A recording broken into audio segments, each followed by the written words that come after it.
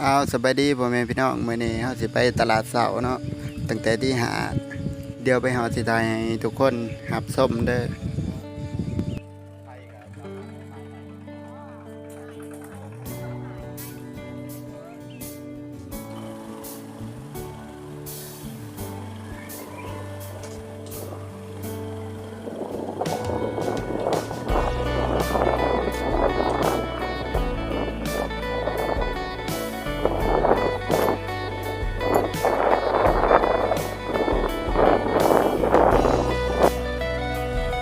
อันนี้ก็คือยังบ่ทันฮอดเนาะแบบว่าระหว่างทางไปนะเห็นคนถ่าย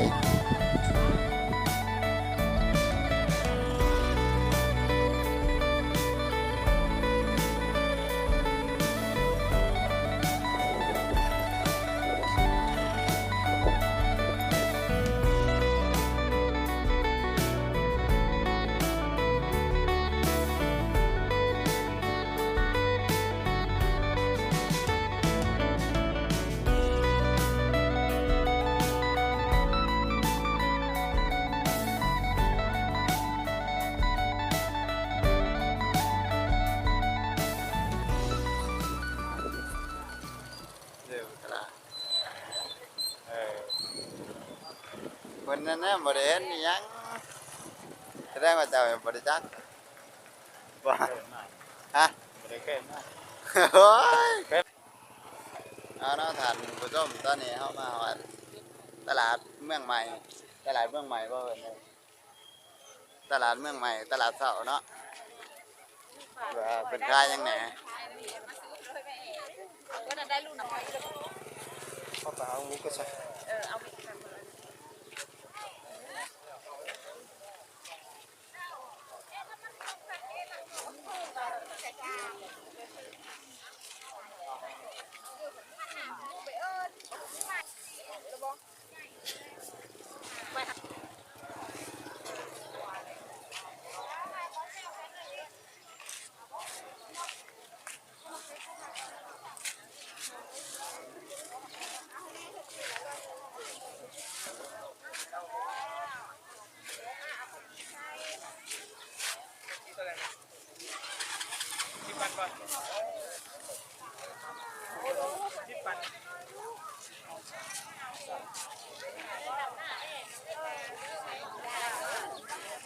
ไม่ได้ไปซื้อซาลาเปา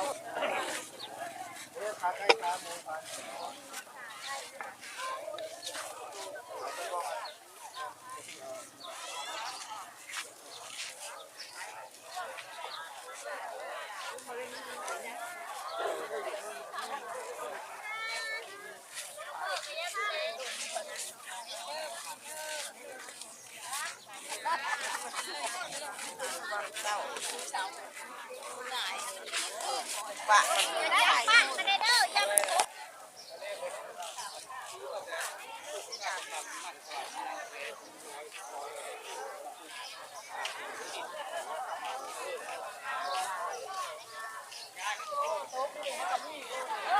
วาดไม่เคยวาดเนี่ยกับพี่พ่อหน้าก็ได้ไม่เคยวาดของหลายตาพ่อมาเอาโดนพ่อขวัญด้านหน้าเลยป่ะไม่หลาย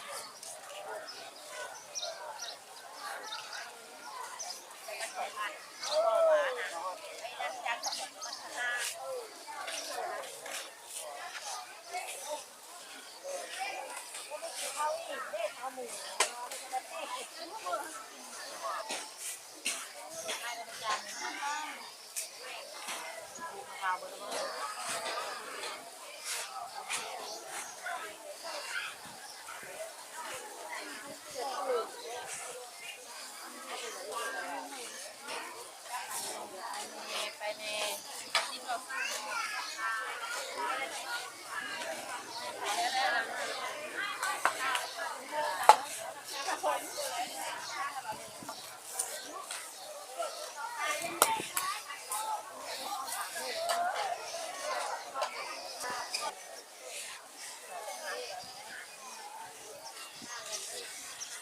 ขนมเนี่ยแต่ละ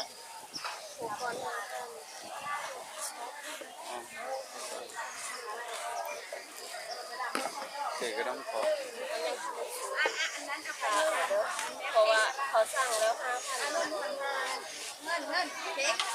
เขาสั่งไว้แล้ววะ แมนจะไม่มันจะสุก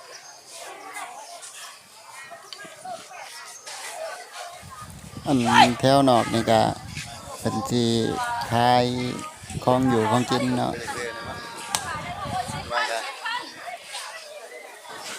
ส่วนอยู่ต้นนี่ก็เป็นสิขายแบบเครื่องใส่ของใส่ภายในเรือนนะ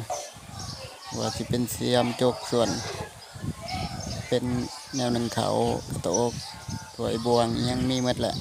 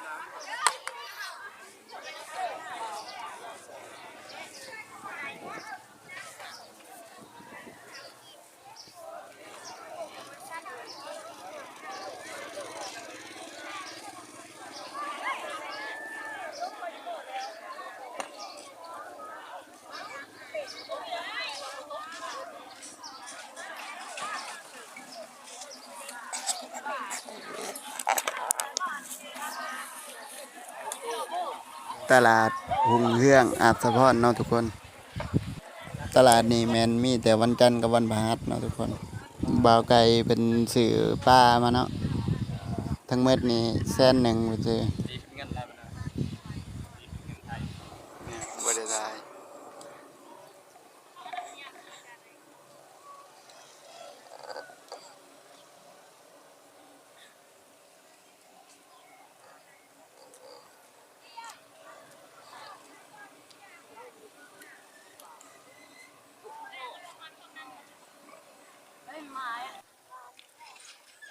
วันอื่นก็มีแต่ว่ามีทั้งใน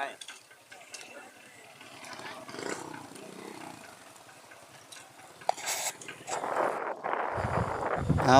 ทุกคนตอนนี้เรากำลังเดินทางกลับเนาะเอาคลิปนี้ก็จบเพียงเท่านี้เด้อทุกคนอย่าลืมกดไลค์กดแชร์กดติดตามเป็นกำลังใจให้หน่อยเด้อ